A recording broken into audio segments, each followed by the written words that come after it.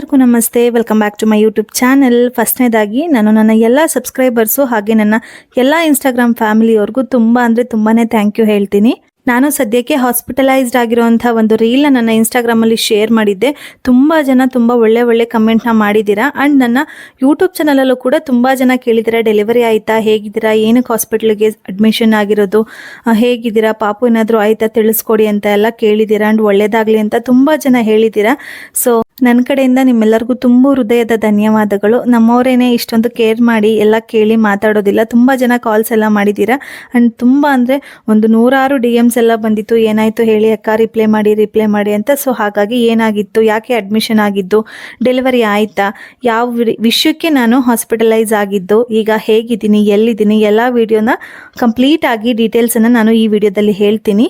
ನಾನು ಆಲ್ರೆಡಿ ನನ್ನ ಹಳೆ ವಿಡಿಯೋಸಲ್ಲೆಲ್ಲ ಹೇಳ್ತಾ ಇದ್ದೆ, ಇನ್ನೇನು ನನಗೆ ಟೈಮ್ ಹತ್ರ ಬಂದಿದೆ ಅಂತ. ನನಗೆ ಇನ್ನು 3 ವೀಕ್ಸ್ ಅಷ್ಟೇ ಟೈಮ್ ಇತ್ತು. ಸ್ಕ್ಯಾನಿಂಗ್ ಅಲ್ಲಿ ಕೊಟ್ಟಿದ್ದ EDD ಡೇಟ್ ಅಂದರೆ ನನ್ನ ಡೆಲಿವರಿ ಡೇಟ್ಗೆ. ಬಟ್ ಅಷ್ಟರ ಒಳಗಡೆ ನಾನು ಒಂದು 2 ದಿವಸದಿಂದ ಸ್ವಲ್ಪ ಪೇನ್ ಆಗ್ತಾ ಇತ್ತು, ಕಿಬ್ಬೊಟ್ಟೆಯಲ್ಲಿ ತುಂಬ ಪೇನ್ ಆಗ್ತಾ ಇತ್ತು. ನಾನು ಈ ಹಿಂದೆ ಬ್ಲಡ್ ಟೆಸ್ಟ್ಗೆ ಹೋಗಿದ್ದೀನಿ, ರಿಪೋರ್ಟ್ ಏನಾಯಿತು ಎಲ್ಲ ಹೇಳ್ತೀನಿ ಅಂತ ಹೇಳಿದ್ದೆ. ನೆಕ್ಸ್ಟು ಡೇ ಹೋಗಿ ರಿಪೋರ್ಟ್ ಎಲ್ಲ ಕಲೆಕ್ಟ್ ಮಾಡ್ಕೊಂಡು ಡಾಕ್ಟರ್ನ ಕನ್ಸಲ್ಟ್ ಮಾಡಿ ಬಂದಿದ್ದೆ. ಎಲ್ಲ ಒಳ್ಳೆಯದಾಗಿದೆ, ಅಂದರೆ ಚೆನ್ನಾಗಿದೆ, ನಾರ್ಮಲ್ ಆಗಿದೆ ಅಂತ ಎಲ್ಲ ಹೇಳಿ ಕಳಿಸಿದ್ರು. ಬಟ್ ನಾವು ಬ್ಲಡ್ ಸ್ಯಾಂಪಲ್ನ ಕೊಟ್ಟು ರಿಪೋರ್ಟ್ ಕಲೆಕ್ಟ್ ಮಾಡ್ಕೊಂಡಿದ್ದು ಮಾರ್ನಿಂಗ್, ಅಂದರೆ ಶುಕ್ರವಾರ ನಾನು ಒಂದು ಹೋಟೆಲ್ ಓಪನಿಂಗ್ ಇತ್ತು ಅಂತ ಅಂದ್ಬಿಟ್ಟು ಬೆಳಗಿನ ಜಾವನೇ ಎದ್ದು ಹೋಗಿದ್ದೆ. ಆ್ಯಂಡ್ ಬ್ಲಡ್ ಟೆಸ್ಟ್ಗೂ ಕೊಡೋಗೋಕು ನಾನು ತುಂಬ ಬೆಳಗ್ಗೆನೇ ಎದ್ದಿದ್ದೆ. ಸೊ ಹೋಟೆಲ್ ಓಪನಿಂಗ್ಗೆ ಹೋಗಿದ್ದಾಗ ಅಲ್ಲೂ ಕೂಡ ರೆಸ್ಟ್ ಸಿಗಲಿಲ್ಲ. ಆ್ಯಂಡ್ ನಾನು ಬ್ಲಡ್ ರಿಪೋರ್ಟ್ ಕೊಡೋಕೆ ಹೋದಾಗ ಒನ್ ಡೇ ಎಲ್ಲ ಫುಲ್ಲು ಓಡಾಡ್ಬಿಟ್ಟೆ. ಸೊ ಇದ್ರ ಮಧ್ಯೆ ನನಗೆ 2 ದಿವಸದಲ್ಲಿ ಪರ್ ಡೇಗೆ 2 ಊಟ ಅಷ್ಟೇ ಆಗೋಯ್ತು. ಆ್ಯಂಡ್ ನಾನು ಹೋಟೆಲ್ ಓಪನಿಂಗ್ ಇದ್ದಿದ್ದ ದಿವಸ ಏನು ಮಾಡ್ಕೊಂಡೆ ಅಂತ ಅಂದರೆ 12 o'clock ಅನ್ಸುತ್ತೆ, ಆ ಟೈಮಲ್ಲಿ ನಾನು ತಿಂಡಿ ತಿನ್ಕೊಂಡಿದ್ದು. ಮತ್ತೆ ಮನೆಗೆ ಬಂದು ರೆಸ್ಟ್ ಮಾಡಿಬಿಟ್ಟೆ. ಇನ್ನು ಮಧ್ಯಾಹ್ನ ತಿಂಡಿ ಇಲ್ಲ, ಸಾಯಂಕಾಲ ಸ್ನ್ಯಾಕ್ಸ್ ಇಲ್ಲ. ಡೈರೆಕ್ಟಾಗಿ ಒಂದೇ ಸತಿ ನನಗೆ ಪರಿಚಯದ ಇರೋ ಮನೆಯವ್ರಿಗೆ ಹೋಗ್ಬಿಟ್ಟು ಬರ್ಡೇ ಇತ್ತು ಅಂದ್ಬಿಟ್ಟು ಅಲ್ಲಿ ಹೋಗಿ ನಾನು ಊಟ ಮತ್ತೆ ಲೇಟ್ ನೈಟ್, ಅದು ಒಂದು 9:30 ಗಂಟೆ ಅಷ್ಟರಲ್ಲಿ ಊಟ ಮಾಡಿದ್ದು. ಸೊ ಅದು ಕಂಪ್ಲೀಟ್ಲಿ ಡೈಜೆಷನ್ ಆಗಿಲ್ಲ. ಜಸ್ಟ್ ಬಿಕಾಸ್ ಊಟ ಮಾಡಿದ ತಕ್ಷಣ ಬಂದು ನಾನು ಮಲ್ಕೋಬಿಟ್ಟಿದ್ದೀನಿ. ಇವನ್ 1 ಡ್ರಾಪ್ ನೀರು ಕೂಡ ಕುಡ್ದಿಲ್ಲ ನಾನು. ತುಂಬ ಸುಸ್ತಾಗ್ತಾ ಇದೆ, ತಲೆ ತಿರುಗಾಗ್ತಾ ಇದೆ ಅಂದ್ಬಿಟ್ಟು. ಸೊ ಅದು ಒಂದು ರೀತಿ ಎಫೆಕ್ಟ್ ಆಯಿತು ಅಂತ ಹೇಳ್ಬೋದು ನನಗೆ. ಬಟ್ ಡಾಕ್ಟರ್ಸ್ ಇದೇ ಹೇಳಿಲ್ಲ, ಬೇರೆ ರೀಸನ್ ಕೊಟ್ಟರು ಅವರು. ಅದೇನು ರೀಸನ್ ಕೊಟ್ಟರು ಅಂತಲೂ ನಾನು ಹೇಳ್ತೀನಿ. ಸೊ ಹಾಗಾಗಿ ಮಲ್ಕೊಂಡಿದ್ದಾಗ ಅದ್ರ ಬೆಳಗ್ಗೆ, ಅಂದರೆ ಶನಿವಾರ ಬೆಳಗ್ಗೆ ಒಂದು 4 ಗಂಟೆ ಹಂಗೆ ತುಂಬ ಪೇನ್ ಸ್ಟಾರ್ಟ್ ಆಯಿತು. ಮಗುದು ಮೂಮೆಂಟ್ ಫುಲ್ ಕಂಪ್ಲೀಟ್ಲಿ ಸ್ಟಾಪ್ ಆಗೋಯಿತು. ಇವನ್ ನಾನು ಯೂರಿನ್ ಪಾಸ್ ಮಾಡೋದಕ್ಕೂ ವಾಶ್ರೂಮ್ಗೆ ಎದ್ದು ಹೋಗುವಂಥ ಪರಿಸ್ಥಿತಿ ಆಗಲಿಲ್ಲ. ಫುಲ್ಲು ರೈಟ್ ಸೈಡು ಪಾರ್ಟ್ ಏನಿದೆ, ಕೈ ಕಾಲು ಹೊಟ್ಟೆ ಭಾಗದೆಲ್ಲ ಫುಲ್ ಸ್ಟ್ರೋಕ್ ಆಗುತ್ತಲ್ಲ, ಆ ರೀತಿ ಆಗೋಯ್ತು. ಬೆಳಗಿನ ಜಾವ ಚಳಿಗೂ ಅಂಡ್ ಫುಲ್ಲು ಬೇಬಿ ಮೂಮೆಂಟ್ ಎಲ್ಲ ಸ್ಟಾಪ್ ಆಗಿ ಹೊಟ್ಟೆ ಫುಲ್ ಕಲ್ ಥರ ಆಗೋಯ್ತು. ಸೊ ತುಂಬ ಕಿರ್ಚಾಡಿದೆ, ಎದೊಳಕ್ಕೂ ಆಗ್ತಿಲ್ಲ. ಬಿಸಿನೀರೆಲ್ಲ ಕುಡಿಸಿದ್ರು, ಬಟ್ ಏನಾದರೂ ಬಿಡಲಿಲ್ಲ ಅದು. ಸೊ ಹಿಂಗೆ ಮಾಡ್ಕೊಂಡು ಮಲ್ಕೊಂಡು ಒದ್ದಾಡ್ತಾನೆ ಇದ್ದೆ. ಪೆಕ್ಕುಮಾನ ಕೂಡ ಸ್ಕೂಲ್ಗೆ ಹೋದ್ಲು. ಅದಾಗಿ ಒಂದು 8:30-9 ಗಂಟೆ ಅಷ್ಟರಲ್ಲಿ ಕಂಪ್ಲೀಟ್ಲಿ ನನಗೆ ತಡ್ಕೊಳ್ಳೋದಕ್ಕಾಗಲೇ ಇಲ್ಲ. ತುಂಬ ಜಾಸ್ತಿ ಅಂದರೆ ಸಖತ್ತು ಪೇನ್ ಆಗಿಬಿಡ್ತು. ಸೊ ನಾನು ಸಡನ್ಲಿ ನಮ್ಮ ಅತ್ತೆ ರೂಪತ್ತೆ ಅವ್ರಿಗೆ ಮತ್ತು ಮಾವಂಗೆ ಕಾಲ್ ಮಾಡಿ ಹೇಳ್ದೆ ಹಿಂಗಾಗಿದೆ ಅಂತ. ಪಾಪ ಅವರು ಹೋಟ್ಲಿಗೆ ಹೋಗೋಕೆ ರೆಡಿ ಆಗಿದ್ದವರು, ಎಮರ್ಜೆನ್ಸಿ ಆಗ್ಬಿಟ್ಟಿದ್ದಾಳೇನೋ ಅಂತ. ನಮ್ಮ ಅತ್ತೆ ಅಂತೂ ಫುಲ್ ಹತ್ಕೊಂಡೇ ಬಂತು. ನಾನು ಮಾತಾಡಿದ ರೀತಿ ನೋಡಿ ಕಾರ್ ತಗೊಂಡು ಬಂದು ಮನೆ ಹತ್ರನೇ ಪಿಕಪ್ ಮಾಡಿ ಎಲ್ಲ ಹಾಸ್ಪಿಟ್ಲಿಗೆ ಕರ್ಕೊಂಡು ಹೋದ್ರು. ಕಾರ್ಗೂ ಕೂಡ ಹತ್ತಕ್ಕಾಗಿಲ್ಲ. ಪಾಪ ನಮ್ಮ ಮಾವನೇ ಎಲ್ಲ ಹತ್ತಿ ಕೂರಿಸಿ ಇಳಿಸಿ ಎಲ್ಲ ಮಾಡಿದ್ರು. ಎಮರ್ಜೆನ್ಸಿ ವಾರ್ಡ್ಗೆ ಶಿಫ್ಟ್ ಮಾಡಿದ್ರು ನನಗೆ. ಫಸ್ಟು ಅಲ್ಲಿಂದ ಡೈರೆಕ್ಟ್ ಲೇಬರ್ ರೂಮ್ಗೆ ಬರ್ಕೊಟ್ರು. ಲೇಬರ್ ರೂಮ್ಗೆ ಕರ್ಕೊಂಡೋಗಿ ತುಂಬ ಸೀರಿಯಸ್ ಆಗಿದೆ. ಅವ್ರು ಇವನ್ ಕಾಲ್ನು ಕೂಡ ಫೋಲ್ಡ್ ಮಾಡೋಕ್ಕಾಗ್ತಾ ಇಲ್ಲ ಅವ್ರ ಕೈಲಿ. ಅವರು ಮಾತೇ ಆಡ್ತಾ ಇಲ್ಲ, ನನಗೆ ಮಾತಾಡೋಷ್ಟು ಆಗ್ತಾ ಇಲ್ಲ, ಬಿಡ್ತಾ ಇಲ್ಲ ಹೊಟ್ಟೆ. ಬರೀ ಕಣ್ಣಲ್ಲಿ ನೀರು ಹೋಗ್ತಾ ಇದೆ ಬಿಟ್ರೆ ಇನ್ನೇನು ಗೊತ್ತಾಗ್ತಿಲ್ಲ, ಅಳೋದಕ್ಕೂ ಆಗ್ತಾ ಇಲ್ಲ, ಆ ಸಿಚುವೇಶನ್ ಆಗೋಗಿತ್ತು. ಸೊ ಡೈರೆಕ್ಟ್ ಲೇಬರ್ ರೂಮ್ಗೆ ಶಿಫ್ಟ್ ಮಾಡಿ ಆದಮೇಲೆ ನನಗೆ ಡಾಕ್ಟರ್ ಬಂದು, ಡೆಲಿವರಿ ಡಾಕ್ಟರ್ ಎಲ್ಲ ಚೆಕ್ ಮಾಡಿ, ಅಂದರೆ ಇಂಟರ್ನಲ್ ಎಲ್ಲ ಚೆಕ್ ಮಾಡಿ, ಮಗು ಹಾರ್ಟ್ ಬೀಟ್ದು NST ಕನೆಕ್ಷನ್ ಮಾಡಿ ಇಟ್ಕೊಂಡು, ಮತ್ತು ಹೊಟ್ಟೆನ ಫುಲ್ಲು ಮೇಲೆಲ್ಲ ಎಳೆದು ಅದನ್ನು ಸರಿ ಮಾಡ್ತಾರಲ್ಲ ಆ ಥರ ಎಲ್ಲ ಮಾಡಿದ್ರು. ಮತ್ತು 1-2 ಬಾಟಲ್ ಹಾಕಿ ಒಂದು ಇಂಜೆಕ್ಷನ್ ಆದಮೇಲೆ, ಅಂದರೆ ಮೋರ್ ಓವರ್ 1 ಅವರ್ ಅಷ್ಟರಲ್ಲಿ ಮಗು ಬೇಬಿ ಮೂಮೆಂಟ್ ಸ್ಟಾರ್ಟ್ ಆಯಿತು. ಆ್ಯಂಡ್ ಹೊಟ್ಟೆ ಕೂಡ ಫುಲ್ಲು ಮೆತ್ತಗಾಗುತ್ತಲ್ಲ ಹಂಗಾಯಿತು. ಕಲ್ಲು ಥರ ಗಟ್ಟಿಗಾಗಿದ್ದು ಹೊಟ್ಟೆ ಪೂರ್ತಿ ಕಂಪ್ಲೀಟಾಗಿ ಮೆತ್ತಗೆ ಆಯಿತು. ಒನ್ಸ್ ಮೆತ್ತಗಾದ್ಮೇಲೆ ಮಗು ಆಟೋಮೆಟಿಕ್ಕಾಗಿ ಮೂಮೆಂಟ್ ಸ್ಟಾರ್ಟ್ ಆಯಿತು. ಆ್ಯಂಡ್ ನನಗೂ ಕೂಡ ಇಂಜೆಕ್ಷನ್ ಪವರ್ಗೆ ಆ್ಯಂಡ್ ಬಾಟಲ್ಸ್ ಎಲ್ಲ ಹಾಕಿದ್ರಲ್ಲ ಮೆಡಿಸಿನ್ಸು, ಅದ್ರ ಪವರ್ಗೆಲ್ಲ ನಾರ್ಮಲಾಗಿ ನಾನು ಮಾತಾಡೋದು, ಎದ್ದು ಕೂತ್ಕೊಳ್ಳೋದು, ಸ್ವಲ್ಪ ಆ್ಯಕ್ಟಿವ್ ಆಗಿರೋ ಥರ ಆಡಿದೆ. ಅದಾದಮೇಲೆ ನನ್ನ ನಾರ್ಮಲ್, ಅಂದರೆ ಅಲ್ಲೇ ಲೇಬರ್ ರೂಮಲ್ಲಿರೋಂಥ ಬೆಡ್ಡಿಗೆ ಶಿಫ್ಟ್ ಮಾಡಿದ್ರು. ಅಲ್ಲಿವರೆಗೂ ನಾನು ನಾರ್ಮಲ್ ಡೆಲಿವರಿ ಮಾಡೋದಕ್ಕೆ ಅಂತ ಯೂಸ್ ಮಾಡ್ತಾರಲ್ಲ ಬೆಡ್ಡು, ಅಲ್ಲೇ ನನ್ನ ಟ್ರೀಟ್ಮೆಂಟ್ ಮಾಡ್ತಾ ಇದ್ದಿದ್ದು. ಸೊ ನಾನು ಇವಾಗ ಮನ್ಗಿದ್ದೀನಲ್ವಾ, ಈಗ ಮಗು ಮೂಮೆಂಟ್ ಸ್ಟಾರ್ಟ್ ಆಗಿದೆ, ನಾನು ಇದೇ ಮಾಡ್ತಾ ಇದ್ದೆ. ಸೊ ಅದು ಮಗು ಅಟ್ಲೀಸ್ಟ್ ಇಷ್ಟಾದರೂ ಈಗ ಚೆನ್ನಾಗಿ ಮೂಮೆಂಟ್ ಆಗ್ತಾ ಇದೆ. ಇಷ್ಟಾದರೂ ಮೂಮೆಂಟ್ ಆಗಿದ್ದಿದ್ರೆ ಅಷ್ಟು ಕಾಂಪ್ಲಿಕೇಶನ್ ಆಗ್ತಿರ್ಲಿಲ್ಲ. ಸೊ ನನಗೆ ಸ್ವಲ್ಪ ಸಮಾಧಾನ ಆಯಿತು. ಏನಕ್ಕಪ್ಪ ಅಂತಂದರೆ ಡಾಕ್ಟರ್ ಮೊದಲೇ ಎಲ್ಲ ಫೈಲ್ಗೂ ಸೈನ್ ಮಾಡಿಸ್ಕೊಬಿಟ್ಟಿದ್ರು ನನ್ನ ಹತ್ರ ಮತ್ತು ನನ್ನ ಹಸ್ಬೆಂಡ್ ಹತ್ರ. ಏನಕ್ಕೆ ಅಂತ ಅಂದರೆ ಇವಾಗ ಪೇಯ್ನ್ ಬರೋ ಇಂಜೆಕ್ಷನ್ ಕೊಟ್ಬಿಟ್ಟು ನಾವು ಅವ್ರಿಗೆ ನಾರ್ಮಲ್ ಡೆಲಿವರಿ ಮಾಡ್ತೀವಿ. ಡೇಟು ಹತ್ತಿರ ಇದೆ ಮತ್ತು ಇವರು ಪೇಯ್ನು ಬಂದಿಲ್ಲ, ಆದರೆ ಈ ಥರ ಎಲ್ಲ ಆಗಿದೆಯಲ್ಲ ಅಂತ ಅಂದ್ಬಿಟ್ಟು ನನಗೆ ಇವನ್ ಒಂದು ವಾಕ್ ಮಾಡೋಕ್ಕೂ ಒಬ್ಳಿಗೆ ಆಗ್ತಾಯಿಲ್ಲ. ಫುಲ್ ಕುಂಟ್ಕೊಂಡು ನಡೆಯೋ ಥರ ರೈಟ್ ಸೈಡ್ ಫುಲ್ಲು ಹಿಡ್ಕೊಂಡ್ಬಿಟ್ಟಿತ್ತು. ಸೊ ಅವ್ರು ಹೇಳಿದರು, ಮಲ್ಕೋಬೇಡಿ, ಯಾವಾಗೂ ಮಲಗಿರ್ಬೇಡಿ, ಎದ್ದು ಸ್ವಲ್ಪ ವಾಕ್ ಮಾಡಿ, ಫ್ರೀ ಆಗುತ್ತೆ, ಕಂಫರ್ಟಬಲ್ ಆಗಿ ಆಗ್ತೀರಾ ಅಂತ. ಬಟ್ ನನಗಷ್ಟು ವಾಕ್ ಮಾಡೋಕ್ಕೆ ಆಗ್ತಾಯಿಲ್ಲ. ಪಾಪ ನಮ್ಮ ರೂಪತ್ತೆ ಒಂದು ಸ್ವಲ್ಪ ಹೊತ್ತು ವೀಡಿಯೋ ಮಾಡ್ಕೊಡೋದು ನನ್ನ ಜೊತೆಗೆ, ಆಮೇಲೆ ಅವರೇ ವಾಕ್ ಮಾಡೋದು, ಎಲ್ಲಿ ಬಿದ್ದುಬಿಡ್ತಾಳೋ ಇಲ್ಲ ಎಲ್ಲಿ ಸುಸ್ತಾಗ್ಬಿಟ್ಟು ಹಂಗೆ ತಲೆ ಸುತ್ತಿದಂಗೆ ಕುತ್ಕೊಬಿಡ್ತಾಳೋ ಅಂತ ಹಿಂದಿಂದೇನೆ ಬರ್ತಿದ್ರು, ಜೊತೆಗೆ ಬರ್ತಿದ್ರು. ಇವತ್ತಂತೂ ಅವರು ಇಲ್ಲ ಅಂದಿದ್ರೆ ನಿಜವಾಗ್ಲೂ ತುಂಬ ಅಂದರೆ ತುಂಬಾ ಕಷ್ಟ ಆಗ್ತಿತ್ತು ಹಾಸ್ಪಿಟಲಲ್ಲಂತೂ. ಬಿಕಾಸ್ ಓನ್ಲಿ ಒನ್ ಲೇಡಿ ಅಟೆಂಡರ್ನ ಅಷ್ಟೇ ಒಳಗಡೆ ಬಿಡ್ತಾ ಇದ್ರು, ಜೆಂಟ್ಸ್ನ ಬಿಡ್ತಿರ್ಲಿಲ್ಲ. ಸೊ ಪೆಕ್ಕಮ್ಮ ಮತ್ತು ನನ್ನ ಹಸ್ಬೆಂಡ್ ಅವ್ರ ಅಮ್ಮ ಅಂದರೆ ನಮ್ಮ ಅತ್ತೆ ಎಲ್ಲ ಮನೇಲೇ ಬಿಟ್ಬಿಟ್ಟು ಬಂದಿದ್ವಲ್ಲ, ಎಮರ್ಜೆನ್ಸಿ ಅಂತ ಬೇಗ ಬಂದಿದ್ರಿಂದ. ಸೊ ಅತ್ತೆ ಪಾಪ ನನ್ನ ಹುಷಾರಾಗಿ ತುಂಬ ಕೇರ್ಫುಲ್ಲಾಗಿ ನೋಡಿಕೊಂಡ್ರು. ತುಂಬ ಕಾಮಿಡಿ ಮಾಡಿಕೊಂಡು ನಗಿಸ್ಕೊಂಡು ಅಳ್ತಾಳೆ, ಬೇಜಾರು ಮಾಡ್ಕೋತಾಳೆ ಅಂತ. ಸೊ ಅವ್ರು ಮಾತಾಡಿದ ರೀತಿಗೆಲ್ಲ ನಾನು ಆಲ್ಮೋಸ್ಟ್ ಬೇಗ ಹುಷಾರಾಗ್ಬಿಟ್ಟೆ, ತುಂಬ ಆ್ಯಕ್ಟಿವ್ ಥರ ಆಗೋದೆ ನಾನು. ಸೊ ವಾಕಿಂಗ್ ಮಾಡ್ತಾ ನನಗೆ ಸ್ವಲ್ಪ ಗೆಲ್ವಾಯಿತು, ಮೆಡಿಸಿನ್ಸ್ ಪವರ್ಗೆಲ್ಲ ತುಂಬ ಚೆನ್ನಾಗೇ ಆದೆ. ಸೊ ಪಕ್ಕದ ವಾರ್ಡವರೆಲ್ಲ ಮಾತಾಡಿಸ್ತಾ ಇದ್ರು. ಏನಪ್ಪ ಅಂತಂದರೆ ನನ್ನ ಪಕ್ಕದ ವಾರ್ಡಲ್ಲಿ ಇದ್ದಿದ್ದಂಥ ಹುಡುಗಿ ನನಗೆ ಗೊತ್ತಂತೆ, ನನ್ನ ವೀಡಿಯೋನ ನೋಡ್ಕೊಂಡು ಅಕ್ಕ ನಾನು ಈ ಹಾಸ್ಪಿಟಲ್ಗೆ ಬಂದು ಜಾಯ್ನ್ ಆಗಿದ್ದು, ಬಟ್ ನೀವು ಅಂತ ಗೊತ್ತಿರಲಿಲ್ಲ, ನಾನು ನಿಮ್ಮ ಫೇಸ್ನ ಅಷ್ಟು ರೆಕಗ್ನೈಸ್ ಮಾಡಲಿಲ್ಲ, ನಿಮ್ಮ ನೇಮ್ ಕೂಡ ಗೊತ್ತಿರಲಿಲ್ಲ, ವಿಡಿಯೋ ನೋಡಿದ್ದೆ ಮಾಡಿದ್ದು ನೀವು ಅಂತ ಇವಾಗಲೇ ನನಗೆ ಗೊತ್ತಾಗಿದ್ದು ಅಂತೆಲ್ಲ ಹೇಳ್ತಾ ಇದ್ರು. ಅವರು ಕೂಡ ಡೆಲಿವರಿಗೇನೆ ಬಂದಿದ್ದು, ಅವ್ರದ್ದು ನಾಳೆ ಅಥವಾ ನಾಡ್ದು ಡೆಲಿವರಿ ಇತ್ತು. ಸೊ ಹಾಗಾಗಿ ಅವ್ರ ಹತ್ರ ಮಾತಾಡಿಕೊಂಡು ಆಲ್ಮೋಸ್ಟ್ ಟೈಮ್ ಆಗಿತ್ತು, ಮಧ್ಯಾಹ್ನದಷ್ಟು ಟೈಮ್ ಆಗಿತ್ತು. ಸೊ ಹಾಗಾಗಿ ಕಾಫಿ ಎಲ್ಲ ಕುಡ್ಕೊಂಡು ಅವ್ರ ಹತ್ರ ನಾರ್ಮಲ್ ಆಗಿ ಮಾತಾಡ್ತಾ ಕೂತ್ಕೊಂಡಿದ್ವಿ. ಇದು ಕೂಡ ನನಗೆ ತುಂಬ ಖುಷಿ ಆಯಿತು. ನನಗೆ ಎಷ್ಟೇ ನೋವಿದ್ರು ಪಾಪ ನನ್ನಿಂದ ಇನ್ನೊಬ್ರಿಗೆ ಹೆಲ್ಪ್ ಆಯ್ತಲ್ಲ, ನನ್ನ ವಿಡಿಯೋನ ನೋಡ್ಕೊಂಡು ಬಂದು ಅದರಲ್ಲೂ ಹೇಳ್ತಿದ್ರಲ್ಲ ಅಂತ ತುಂಬ ಖುಷಿ ಆಯಿತು. ಇದು ಹಾಸ್ಪಿಟ್ಲ್ ಬಗ್ಗೆ ತುಂಬ ನನಗಂತೂ ಇದರಲ್ಲಿ ಮೇಲೆ ಇದೈತಲ್ಲ ಗೈನಕಾಲಜಿಸ್ಟ್ ಡಿಪಾರ್ಟ್ಮೆಂಟಲ್ಲಿ ತುಂಬ ಜನ ಸಿಗೋರು. ಮೇಡಮ್ ನಿಮ್ಮದೇ ವಿಡಿಯೋ ನೋಡ್ಕೊಂಬಂದ್ವಿ, ನಿಮ್ಮದೇ ವಿಡಿಯೋ ನೋಡ್ಕೊಂಬಂದೆ. ನೇಮ್ ನೋಡಲಿಲ್ಲ, ಒಟ್ಟಿನಲ್ಲಿ ಕೆಳಗಡೆ ಗ್ರೌಂಡಲ್ಲಿ ಹೊರಗಡೆ ಆದರೆ 3,500 ಆಗುತ್ತೆ, ಟು 500 ಸ್ಕ್ಯಾನಿಂಗ್ ಮುಗ್ದೋಗ್ಬಿಡುತ್ತೆ, ಮತ್ತು bed charges free, medicine charges ಅಷ್ಟೇ ಅಂತೆಲ್ಲ ಹೇಳಿದ್ದಾರೆ. ಸೊ ಕೊನೆಗೆ ನನ್ನ ಹಸ್ಬೆಂಡ್ ಕೂಡ ಮನೆ ಹತ್ರ ಹೋಗಿ ನನಗೆ ಎಳ್ನೀರೆಲ್ಲ ಬಿಡಿಸ್ಕೊಂಡು ಬಾಟ್ಲಿಗೆಲ್ಲ ತುಂಬ್ಕೊಂಬಂದು ಕೊಟ್ಟರು. ಅವರು ಜಾಸ್ತಿ ಲಿಕ್ವಿಡ್ ಫುಡ್ನ ತೊಗೊಳ್ಳಿ, ಎಳ್ನೀರು ಜ್ಯೂಸು ಆ ಥರದ್ದೆಲ್ಲ ಅಂತ. ಸೊ ಹಾಸ್ಪಿಟಲ್ ನಿಯರ್ ಬೈ ಬರೀ ಜ್ಯೂಸ್ ಸಿಗ್ತಿತ್ತು, ನನಗೆ ಎಳ್ನೀರು ಬೇಕು ಅಂತ ಅನ್ನಿಸ್ತಿತ್ತು. ಸೊ ಹಂಗಾಗಿ ಅದನ್ನು ತೊಗೊಂಡು ಹೋಗಿ ಮನೆಯಿಂದ ತಗೊಂಬಂದು ಕೊಟ್ಟರು. ಸೊ ಆಲ್ರೆಡಿ 1-2 ಗಂಟೆ ಆಗಿತ್ತಲ್ಲ, ಹಾಸ್ಪಿಟಲ್ ಕಡೆಯಿಂದನೇ ಪೇಷಂಟ್ಸ್ಗೆ ಊಟ ಕೊಡ್ತಾರೆ. ನನಗಂತೂ ಊಟ ಸೇರ್ತಿರ್ಲಿಲ್ಲ, ನನಗೆ ಇಷ್ಟ ಆಗ್ತಿರ್ಲಿಲ್ಲ, ಊಟನೇ ಸೇರ್ತಿರ್ಲಿಲ್ಲ, ತುಂಬ ಡೈಜೆಷನ್ ಆಗಿಲ್ಲ ಅನ್ನೋ ಥರನೇ ಫೀಲ್ ಆಗ್ತಾಯಿತ್ತು. ಸೊ ನಾನು ಬರೀ ಎಳ್ನೀರು ಕುಡ್ಕೋತೀನಿ ಸಾಕೋದು, ಊಟ ವೇಸ್ಟ್ ಮಾಡೋಕ್ಕಾಗಲ್ಲ ಅಂದಿದ್ದಕ್ಕೆ ಪಾಪ ಅತ್ತೆನೇ ಊಟ ಮಾಡ್ಕೊತು. ನಾನು ಡೌನ್ ಮಾಡೋ ಅಂತಲೂ ಹೇಳ್ತಿರ್ಲಿಲ್ಲ, ಅತ್ತೆಗೆ ಅಪ್ ಮಾಡಿ ಅಂತಲೂ ಹೇಳ್ತಿರ್ಲಿಲ್ಲ. ಸ್ವಲ್ಪ ಹೊತ್ತು ಕೂತ್ಕೋ, ಆಮೇಲೆ ಮಲ್ಕೋ, ಕಾಲು ಹಿಡ್ಕೋ, ಎಲ್ಲ ಪ್ರತಿಯೊಂದು ಹೇಳ್ಕೊಡ್ತಿದ್ರು ಪಾಪ ಅತ್ತೆ ಅಂತೂ. ಅವ್ರದ್ದೇ ಮನೆ ಕೆಲಸ, ಮಕ್ಕಳು, ಹೋಟ್ಲ್ ಅಂತ ತುಂಬ ಇದ್ರು ಕೂಡ. ನಾನು ಜಸ್ಟ್ ಒಂದು ಫೋನ್ ಕಾಲ್ ಮಾಡಿದ್ದಕ್ಕೆ ಬಂದು ಪಾಪ ತುಂಬಾನೇ ಹತ್ರ, ನನಗಿಂತ ಜಾಸ್ತಿನೇ ಹತ್ರ, ನೀನು ಹಂಗೆ ಅಳ್ಬೇಡ ಅಂತ. ಸುಮ್ಮನೆ ಕಣ್ಣಲ್ಲಿ ನೀರು ಹೋಗ್ತಿದ್ದಕ್ಕೇ ಅಷ್ಟು ಅಳ್ತಾ ಇದ್ರು, ಸಖತ್ ಹಿಂಸೆ ಮಾಡ್ಕೋತಿದ್ದಾಳೆ ಅಂತ ಅಂದ್ಬಿಟ್ಟು. ಸೊ ಬೆಳಗ್ಗೆಯಿಂದ ಇದ್ರು, ಇನ್ನೇನು ಟೈಮ್ ಆಯಿತು, ರಾತ್ರಿ ಒಂದು 10 ಗಂಟೆ ಆಯಿತು. ಆಮೇಲೆ ನಾನು ವೀಡಿಯೋ ಮಾಡ್ಕೊಳಕ್ಕೆ ಹೋಗಲಿಲ್ಲ. ಆಫ್ಟರ್ನೂನ್ ಊಟ ಆದಮೇಲೆ ಮಲ್ಕೊಂಬಿಟ್ಟೆ ಮೆಡಿಸಿನ್ ಪವರ್ಗೆ. ನಾನು ಹೇಳ್ತಾನೆ ಇದ್ದೆ, ಚಳಿ ಆಗುತ್ತೆ, ಇಲ್ಲಿ ನೀವು ಕೆಳಗಡೆ ಮಲ್ಕೊಳಕ್ಕಾಗಲ್ಲ, ಅಟೆಂಡರ್ಸ್ ಕೆಳಗಡೆನೇ ಮಲ್ಕೋಬೇಕು, ಅವ್ರಿಗೆ ಸಪ್ರೇಟ್ ಬೆಡ್ ಇಲ್ಲ ಅಂತಿದ್ದಾರೆ, ನೀವು ಮನೆಗೆ ಹೋಗಿ ಅಂತ.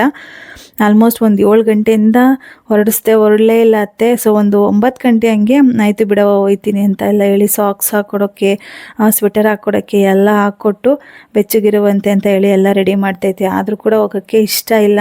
ಈ ಕಡೆ ನನ್ನ ಹಸ್ಬೆಂಡ್ಗೆ ಹೇಳ್ತಿದ್ರು ಕೂಡ, ನೀವು ಯಾರು ಇಲ್ಲಿ ಇರಬೇಡಿ, ಇನ್ನೇನು ನೈಟ್ ಆಯ್ತಲ್ಲ, ನಾನು ನಿದ್ದೆ ಮಾಡ್ತೀನಿ ಆರಾಮ್ಸೆ, ನೀವು ಮನೆಗೆ ಹೋಗ್ಬಿಡಿ, ಬೆಳಗ್ಗೆ ಇಬ್ಬರು ಒಟ್ಟಿಗೆ ಬನ್ನಿ, ಹಿಂಗೂ ಡಿಸ್ಚಾರ್ಜ್ ಮಾಡ್ತಾರಲ್ಲ ಅಂತ ಅಂದ್ಬಿಟ್ಟು. ಎಷ್ಟು ಹೇಳಿದ್ರು ಕೇಳ್ತಾ ಇಲ್ಲ, ಬಿಕಾಸ್ ಡಾಕ್ಟರ್ ಆಲ್ರೆಡಿ ಹೇಳಿದ್ರು, ನೀವು ನಾರ್ಮಲ್ ಆಗಿ ಆಗಿದ್ದೀರಾ, 24 ಅವರ್ಸ್ ಇಟ್ಕೊಂಡು ಡಿಸ್ಚಾರ್ಜ್ ಮಾಡಿಬಿಡ್ತೀವಿ, ಏನು ಪ್ರಾಬ್ಲಮ್ ಇಲ್ಲ, ನಿಮ್ಗಿನ್ನ ಟೈಮ್ ಇದೆ, ಇದೊಂದು ರೀಸನಿಂದ ಬಂದಿದ್ದೀರಾ ಅಷ್ಟೇ ಅಲ್ವಾ ಅಂತ. ಸೊ ಎಷ್ಟು ಹೇಳಿದ್ರು ಹೋಗ್ತಾನೆ ಇಲ್ಲ. ಪಾಪ ಹೋಗೋದು ಇನ್ನೇನು ಸ್ವಲ್ಪ ಟೈಮ್ ಇದೆ ಅನ್ನೋಂಗೂ ಸ್ಟಾಫ್ ನರ್ಸ್ನ ಕರೆಸಿ, BP ಇದೆಲ್ಲ ಚೆನ್ನಾಗೈತೆ ನೋಡಪ್ಪ ನಮ್ಮ ಮಗು ಆಡ್ಬಿಟ್ಟೆಲ್ಲ ನಾವು ಮನೆಗೆ ಹೋಗ್ಬಿಡ್ಬೇಕು, ಇಲ್ಲಾಂದರೆ ನಾವು ಆ ಕಡೆಗೆ ಹೋಗ್ಬಿಟ್ರೆ ಈ ಕಡೆ ಬೇಜಾರು ಮಾಡ್ಕೊಂಡು ಹತ್ಕೊಂಡು ಕೂತ್ಕೊಬಿಡ್ತಾಳೆ, ಏನಾದರೂ ವೇರಿಯೇಷನ್ ಆಯಿತು ಅಂತ ಅಂದ್ಬಿಟ್ಟು ಸ್ಟಾಫ್ ನರ್ಸ್ನ ಕರೆಸಿ ಚೆಕ್ ಮಾಡಿಸಿ, ಅತ್ತೆ ನಾರ್ಮಲ್ ಆಗಿದೆಯಾ, ಎಲ್ಲ ಇದೆಯಾ ಅಂತೆಲ್ಲ ನೋಡಿಕೊಂಡು ಹೊರಟರು. ನಾನು ಮಾರ್ನಿಂಗ್ ಡಾಕ್ಟರ್ ಅದೆಲ್ಲ ಮೆಡಿಸನ್ಸ್ ಎಲ್ಲ ಹಾಕಿ ಹೊಟ್ಟೆ ಫ್ರೀ ಆದಮೇಲೆ ಒಂದು 11 ಗಂಟೆ ಹಂಗೆಲ್ಲ ನಾರ್ಮಲ್ ಆಗಿಬಿಟ್ಟೆ. ಸೊ ರೌಂಡ್ಸ್ ಡಾಕ್ಟರ್ ಇದ್ದಾರೆ, ನನ್ನ ಟ್ರೀಟ್ಮೆಂಟ್ ಮಾಡಿದವ್ರು ಹೇಳಿದರು, 24 ಅವರ್ಸ್ ಅಬ್ಸರ್ವೇಷನಲ್ಲಿ ಇಡ್ತೀವಿ, ಟೈಮು ಸ್ವಲ್ಪ ಹತ್ತಿರ ಇರೋದ್ರಿಂದ ಇನ್ ಕೇಸ್ ಏನೂ ಆಗಿಲ್ಲ, ಪೇಯ್ನ್ ಬಂದಿಲ್ಲ, ನೀರು ಬ್ರೋಕ್ ಆಗಿಲ್ಲ, ಹಾರ್ಟ್ ಬೀಟ್ ಎಲ್ಲ ವೇರಿಯೇಷನ್ ಬಂದಿಲ್ಲ ಅಂದರೆ ನಾಳೆ ಡಿಸ್ಚಾರ್ಜ್ ಮಾಡಿಬಿಡ್ತೀವಿ ಅಂತ. ಸೊ ಹಂಗಾಗಿ ಸ್ವಲ್ಪ ಧೈರ್ಯ ಇತ್ತು. ನಾನು ಮಲ್ಕೋಬೋದು, ಅಕ್ಕಪಕ್ಕ ಬಿಟ್ಟವರೆಲ್ಲ ತುಂಬ ಪರಿಚಯ ಆಗಿದ್ದಾರಲ್ಲ, ಸೊ ಆರಾಮ್ಸೆ ಇರ್ಬೋದು ಇವರಿಬ್ರು ಮನೆಗೆ ಹೋದ್ರೆ ಅಂತ. ಆದರೂ ಹೋಗೋಕ್ಕಿಂತ ಮುಂಚೆ ನರ್ಸ್ಗೆ, ಅಕ್ಕಪಕ್ಕ ಇರೋ ಬೆಡ್ಡಲ್ಲಿರೋ ಪರಿಚಯ ಆಗಿರೋರು ಎಲ್ಲರಿಗೂ ಹೇಳ್ಬಿಟ್ಟು ಹೋಗ್ತಿದ್ದಾರೆ, ನನ್ನ ಮಗಳು ಹುಷಾರು, ನಮ್ಮ ಹುಡುಗಿ ಹುಷಾರು, ಬೆಳಗ್ಗೆ ಅಷ್ಟರಲ್ಲಿ ಬಂದ್ಬಿಡ್ತೀವಿ, ಸ್ವಲ್ಪ ಹುಷಾರಾಗಿ ನೋಡ್ಕೊತಾ ಇರಿ, ಬಿಟ್ಟು ಹೋಗೋಣ ಅಂತ ಅಂದರೆ ಮನ್ಸು ಬರ್ತಿಲ್ಲ ಅಂತ.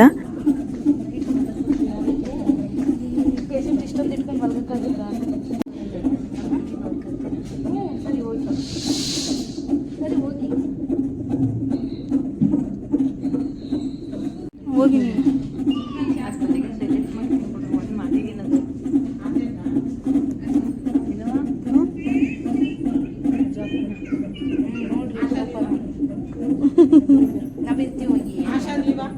ಇಲ್ಲ ಬಾಯ್.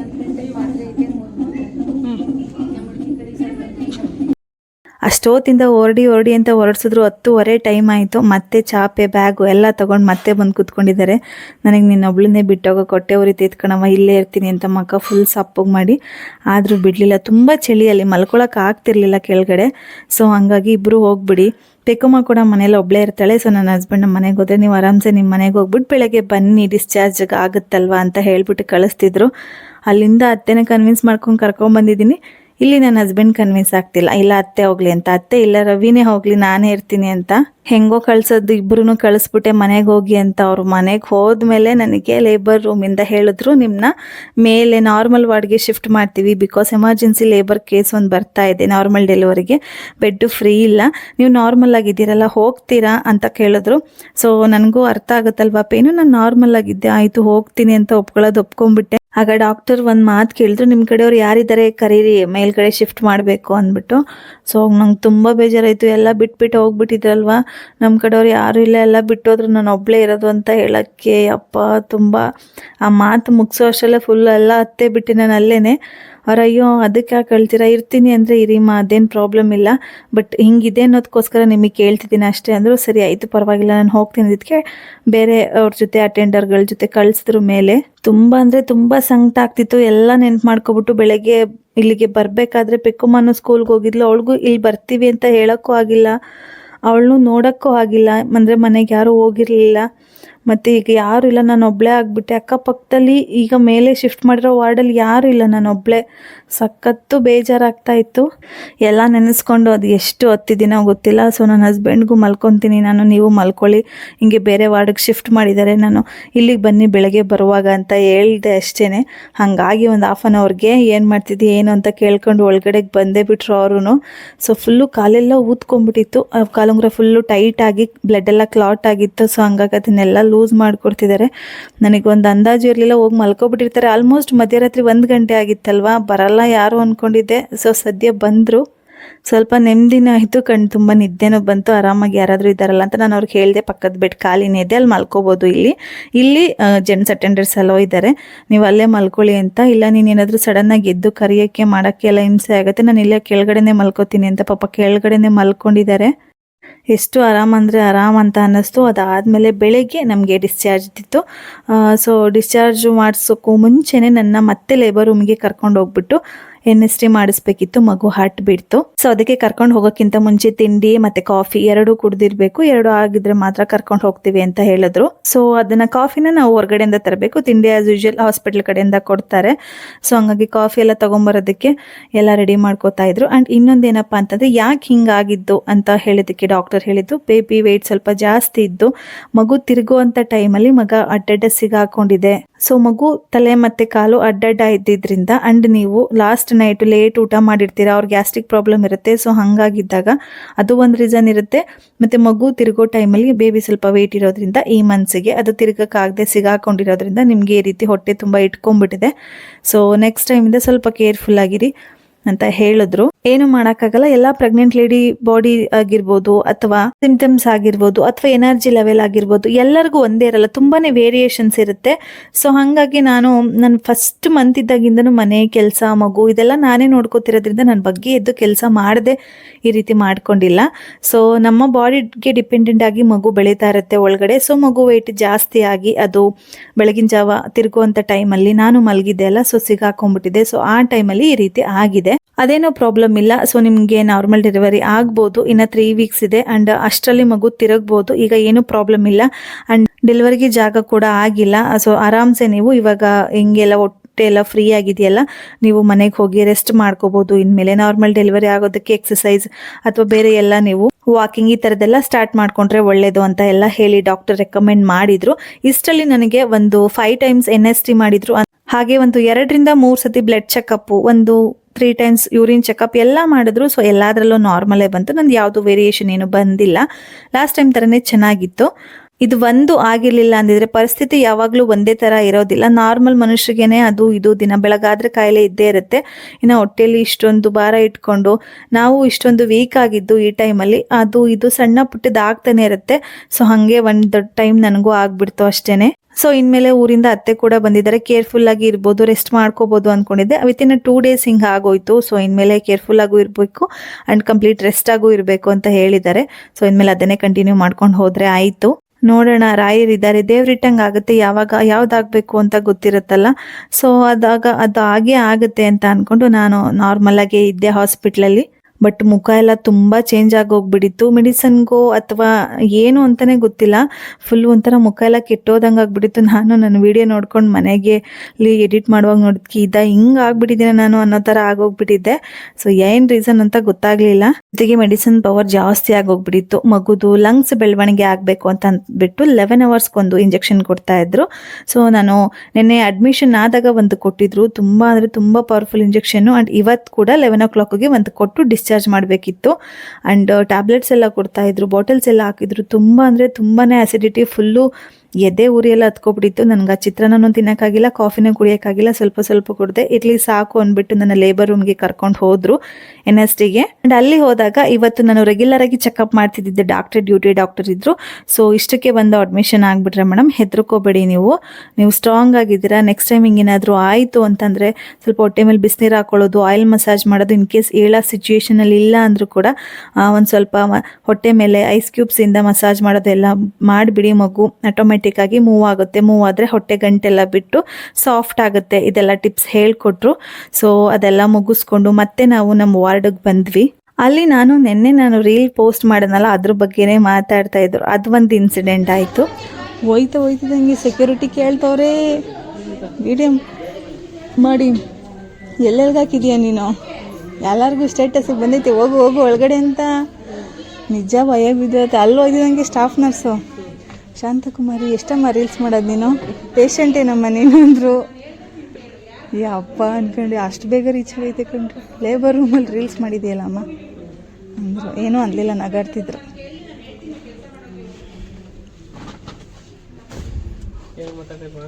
ಏನೇನು ಬೈಲಿಲ್ಲ, ಹಂಗಂತ ನಗ್ತಾ ಇದ್ರು. ಅವ್ರವರೇ ಮಾತಾಡ್ತಾರೆ. ಸೊ ಅಲ್ಲಿಂದ ಬಂದಮೇಲೆ ಬ್ಯಾಗ್ ಎಲ್ಲ ಪ್ಯಾಕ್ ಮಾಡಿಕೊಂಡು ನನ್ನ ಕೈಲಿ 2 ದಿವಸದಿಂದ ಕ್ಯಾನ್ಯುಲಾ ಇತ್ತಲ್ಲ ಅದನ್ನೆಲ್ಲ ರಿಮೂವ್ ಮಾಡಿಸ್ಕೊಂಡು ನಾವು ಡಿಸ್ಚಾರ್ಜ್ ಆಗಬೇಕಿತ್ತು. ಡಿಸ್ಚಾರ್ಜ್ ಸಮ್ಮರಿನ ರೆಡಿ ಮಾಡೋದಕ್ಕೆ ಆ್ಯಂಡ್ ಕ್ಯಾನ್ಯುಲನ ರಿಮೂವ್ ಮಾಡೋದಕ್ಕೆ ಸ್ವಲ್ಪ ಟೈಮ್ ಆಯಿತು. ಇಲ್ಲಾಂದರೆ ಇನ್ನೂ ಬೇಗನೆ ಬಂದುಬಿಡ್ತಾ ಇದ್ವಿ. ನನಗೆ ಯಾವುದೇ ರೀತಿ ಡೆಲಿವರಿ ಆಗಿಲ್ಲ. ಈ ರೀತಿ ಒಂದು ಪ್ರಾಬ್ಲಮ್ ಆಗಿರೋದ್ರಿಂದ ನಾನು ಅಡ್ಮಿಷನ್ ಆಗಿದ್ದು ಅಷ್ಟೇ. ಡೆಲಿವರಿ ಆಯಿತು ಅಂದರೆ ಖಂಡಿತವಾಗ್ಲೂ ಶೇರ್ ಮಾಡ್ಕೋತೀನಿ. ಮಗು ಯಾವುದು ಅಂತಲೂ ಕೂಡ ಶೇರ್ ಮಾಡ್ಕೋತೀನಿ. ನೀವೆಲ್ಲ ಇಷ್ಟು ಕೇರ್ಫುಲ್ಲಾಗಿ ಕೇಳಿದ್ದು ನನಗೆ ತುಂಬ ಅಂದರೆ ತುಂಬಾ ಖುಷಿ ಆಯಿತು. ನಿಮ್ಮೆಲ್ಲರಿಗೂ ಥ್ಯಾಂಕ್ ಯು ಸೋ ಮಚ್. ನಾವು 2 ಡೇಸ್ ಇದ್ವಿ ಆ ಹಾಸ್ಪಿಟಲಲ್ಲಿ. ನನಗೆ ಡೆಲಿವರಿ ಶೀಟಲ್ಲಿ ಒಂದು 2050 ರೂಪೀಸ್ ಚಾರ್ಜ್ ಆಯಿತು. ಮಿಕ್ಕಿದ್ದು ಮೆಡಿಸನ್ ಬಂದ್ಬಿಟ್ಟು ಒಂದು 3000 ರೂಪೀಸ್ ಚಾರ್ಜ್ ಆಯಿತು. ಟೋಟಲ್ ಆಲ್ ಓವರ್ ನಮಗೆ ಒಂದು 5000 ಅಮೌಂಟು ಕಟ್ಟಿರ್ಬೋದು ಅಷ್ಟೇ. 2 ಡೇಸಿಂದ ಕ್ಯಾನ್ಯುಲಾ ಕೈಯಲ್ಲೇ ಇದ್ದಿದ್ದರಿಂದ ಆ್ಯಂಡ್ ನನ್ನ ಮೆಹಂದಿ ಡಿಸೈನ್ ಇದ್ದಿದ್ದರಿಂದ ನಾನು ಅಲ್ಲಿಗೆ ಕ್ಯಾನ್ಯುಲಾ ಅವ್ರು ಹಾಕಿರಲಿಲ್ಲ. ಹೆಬ್ಬೆರಳಲ್ಲಿ ನರನ ತಗೊಂಡು ಹಾಕಿದ್ರು. ಜಾಸ್ತಿ ಸ್ವೆಲ್ಲಿಂಗ್ ಆ್ಯಂಡ್ ಬ್ಲಡ್ ಕ್ಲಾತ್ ಆಗಿಬಿಟ್ಟಿತ್ತು. ಕ್ಯಾನ್ಯುಲಾ ಕಿತ್ತ ತಕ್ಷಣ ತುಂಬಾ ಬ್ಲೀಡ್ ಆಯಿತು. ಸಖತ್ತು ನೋವು ಊದ್ಕೊಬಿಟ್ಟಿತ್ತು ಕೈಯೆಲ್ಲ. ಎಲ್ಲಾನು ಈಸಿಯಾಗಿ ಆಗಬೇಕು, ಎಲ್ಲ ಕಡೆನೂ ಆಗಬೇಕು ಅಂತಂದರೆ ಸ್ವಲ್ಪ ಕಷ್ಟ ಆಗುತ್ತೆ. ಕಷ್ಟ ನಷ್ಟನ ಅನುಭವಿಸಿದ್ಮೇಲೆ ಒಳ್ಳೇದಾಗುತ್ತೆ ಅನ್ನೋದು ನಂಬಿಕೆ ಇತ್ತು. ಸೊ ಹಂಗಾಗಿ ಎಲ್ಲನೂ ನೋವು ತಟ್ಕೊಂಡು ಮನೆ ಕಡೆ ಹೊರಟ್ವಿ. ಸೊ ಇವತ್ತಿನ ವಿಡಿಯೋ ಇಷ್ಟೇನೆ. ಯಾರೆಲ್ಲ ನನ್ನ ಲಾಸ್ಟ್ವರೆಗೂ ವಿಡಿಯೋ ನೋಡಿದ್ರೆ ನಿಮ್ಮೆಲ್ಲರಿಗೂ ಥ್ಯಾಂಕ್ ಯು ಸೋ ಮಚ್. ದಯವಿಟ್ಟು ಹೀಗೆ ಸಪೋರ್ಟ್ ಮಾಡ್ತಾನೆ ಇರಿ. ನಿಮ್ಮ ಈ ಪ್ರೀತಿ ವಿಶ್ವಾಸಕ್ಕೆ ತುಂಬಾ ಹೃದಯದ ಧನ್ಯವಾದಗಳು ಅಂತ ಹೇಳ್ತಾ, ಯಾರೆಲ್ಲ ನನ್ನ ಚಾನಲ್ನ ಸಬ್ಸ್ಕ್ರೈಬ್ ಮಾಡ್ಕೊಳ್ದೆ ನನ್ನ ವಿಡಿಯೋನ ನೋಡ್ತಿದ್ರೆ ದಯವಿಟ್ಟು ಸಬ್ಸ್ಕ್ರೈಬ್ ಮಾಡ್ಕೊಂಡು ನೋಡಿ ಅಂತ ಹೇಳ್ತಾ thank you so much. Bye.